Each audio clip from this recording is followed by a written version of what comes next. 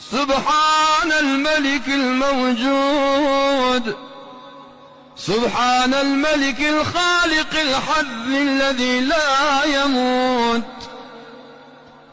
سبوح القدوس ربنا ورب الملائكة والروح.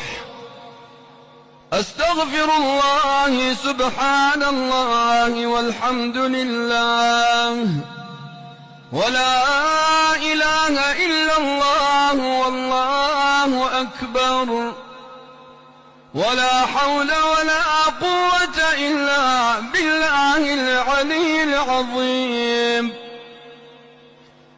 اللهم يا حنان يا منان يا ديان يا برهان يا سلطان، يا ذا الفضل والجود والكرم والإحسان، ثبت قلوبنا على الإيمان.